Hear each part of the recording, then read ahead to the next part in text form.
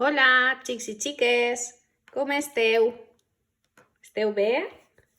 Voleu que avui se n'anem a Nova York? Sí? Vinga, anem. A veure, ja hem recorregut mig món, veritat? Hem anat a la Torre de Pisa, en Itàlia, a les piràmides d'Egipte, hem pujat a la Torre Eiffel a París i avui se n'anem a New York, a Nova York. Creuem l'oceà Atlàntic i se n'anem a Nova York. Anem a visitar l'Empire State Building, val? En Nova York.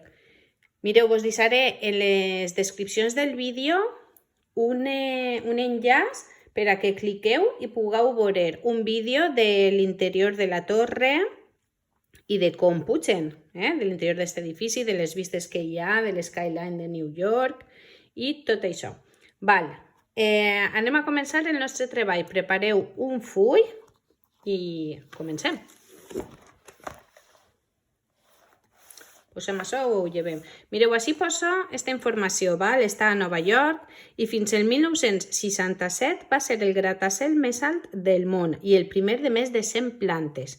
La informació que jo he trobat és que va ser el gratacel més alt des del 1931, que és quan es va construir, fins al 1971, que és quan es va inaugurar la torre nord de les Torres Bessones, del World Trade Center.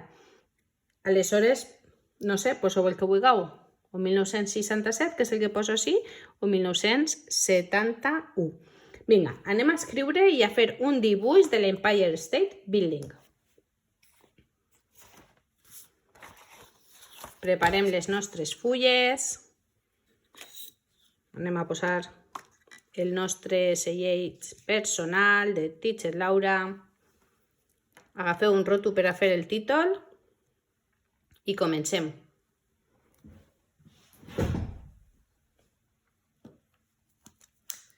Val, mireu, vaig a fer així el títol.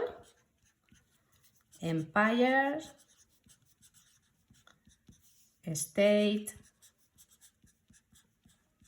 Building. La paraula building en anglès vol dir edifici. Val?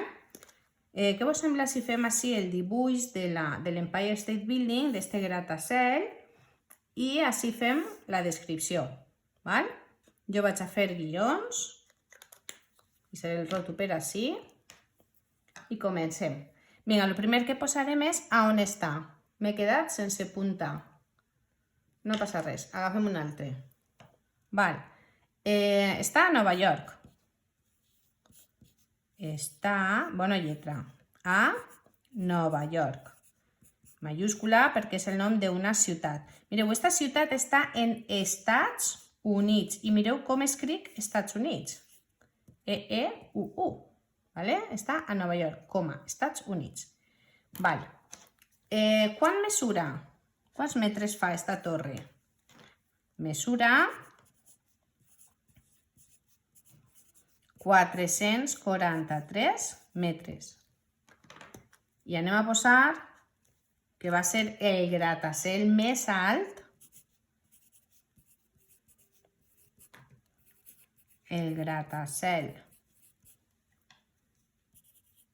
més alt des de 1931 fins a, ja hi poseu el que vulgueu, 1967, que és el que posa en el nostre llibre.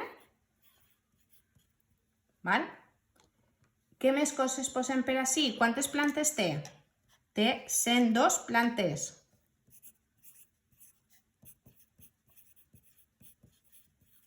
Val? I per últim, repassem un poquetet. Mireu, gratacel és una paraula composta. Està composta per dues paraules, grata i cel. És un rascacielos, que rasca el cielo, un gratacel de alt, perquè és tan alt. I després la paraula plantes, si se'n recordeu de l'altre vídeo, és una paraula polisèmica. Molt bé, se n'heu recordat. Polisèmica, d'estes que tenien més d'un significat. Plantes com aquestes de l'edifici, plantes com esta, Plantes del peu, val? I ara sí que sí, esteu preparats per a fer el dibuix? Vinga. Anem a començar, més o menys, jo vaig a començar per ací, val? És un dibuix amb línies rectes, anem a dibuixar com si foren rectangles. Jo he trobat este dibuix en internet, però m'apeteix dibuixar-lo amb vosaltres, val? Dibuixem com si fos una U recta i dos rectangles. Ara anem a dibuixar dos rectangles més llargs. Val? Ui, este no m'ha eixit bé.